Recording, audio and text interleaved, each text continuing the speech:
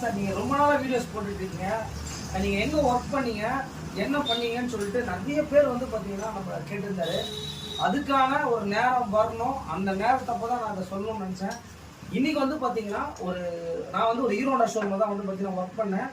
இன்றைக்கி அந்த ஷோரூமில் இருந்து வந்து பார்த்தீங்கன்னா ஒரு அழைப்பிதழ் என்னன்னு கேட்டிங்கன்னா, ஷோரூம் வந்து ரெனிவேஷன் பண்ணியிருக்காங்க. நம்மளையும் ஒரு சீஃப் கெஸ்ட் மாதிரி நினச்சிக்கோங்களேன். அதில் இன்னைக்கு போயிட்டு அந்த கிராண்ட் ஓப்பனிங்க்கு எங்களோட டீம் சொல்லுவாங்க, ஏபிடி யூனியன் சொல்லிட்டு ஒட்டுமொத்த மெக்கானிக்கும் அங்கே போயிட்டு நம்மளை கூப்பிட்டுருந்தாங்க. அதை நம்மளும் போயிருந்தோம், கண்ணனும் போயிருந்தோம்.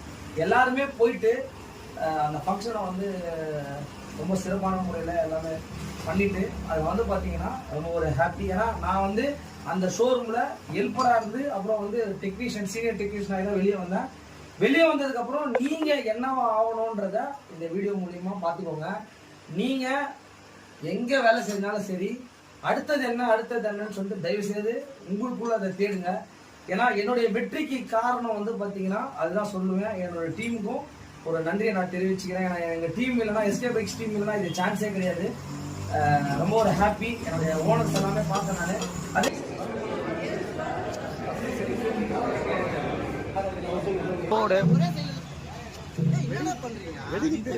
இன்னைக்கு வந்து பாத்தீங்கன்னா இந்த அடையாறு ஹீரோல வந்து பாத்தீங்கன்னா அந்த பிரீமியர்னு சொல்லிட்டு ஒரு ஷோரூம் ஒன்று ஓபன் பண்றாங்க. அதுக்காக நம்ம எல்லாருமே வந்திருக்கோம். இங்க பாருங்க, எங்கன்னா இந்திரா நகருங்க.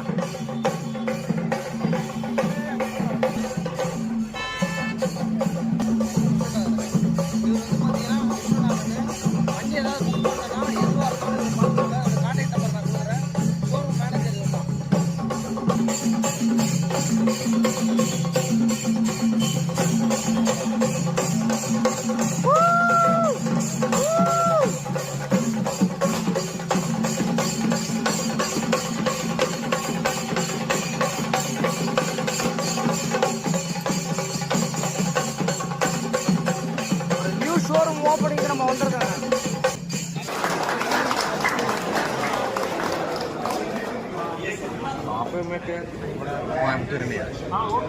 நியூ வெஹிக்கிள் வந்து பார்த்தீங்கன்னா இங்கே பார்த்தீங்கன்னா தெரியும், எக்ஸ்பல்ஸ் 210.